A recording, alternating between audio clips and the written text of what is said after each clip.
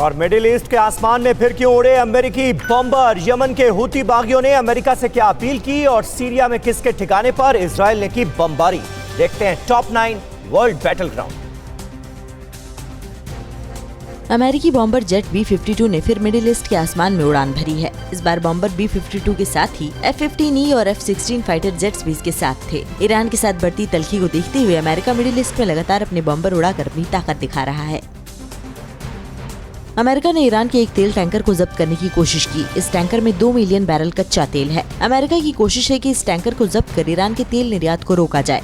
America ने आर्थिक प्रतिबंध लगाकर ईरान के तेल निर्यात को रोकने की कोशिश की है।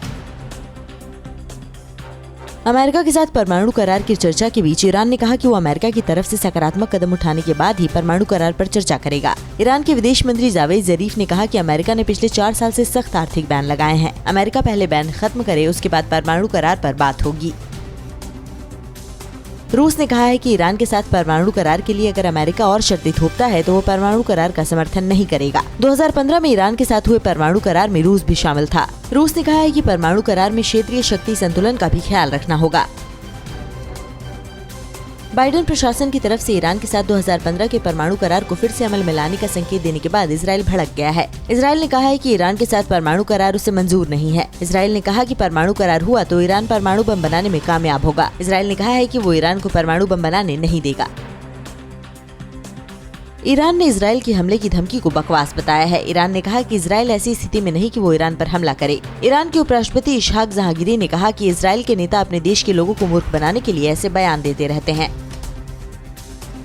यमन के हूती बागियों ने अमेरिका की तरफ से आर्थिक बैन को टालने के फैसले का स्वागत किया है। हूती बागियों ने कहा कि अगर अमेरिका यमन में शांति चाहता है तो उसे सऊदी अरब के नेतृत्व वाले गठबंधन को हथियार देना बंद करना होगा। यमन में हूती बागी सऊदी अरब के नेतृत्व वाले गठबंधन का विरोध कर रहे हैं। इजराइल की एयरफोर्स ने सीरिया में 5 ठिकानों को निशाना बनाया है। इजराइल का यह हमला ईरान समर्थित हिजबुल्लाह के ठिकानों पर हुआ। इस एयर स्ट्राइक में 4 लोग मारे गए हैं। इजराइल ने कहा कि वो आगे भी लेबनान के आतंकी संगठन हिजबुल्लाह के ठिकानों को निशाना बनाता रहेगा। अमेरिकी राष्ट्रपति जो बाइडेन ने हथियारों से जुड़े कुछ समझौतों पर चंद दिनों के लिए रोक लगा दी है।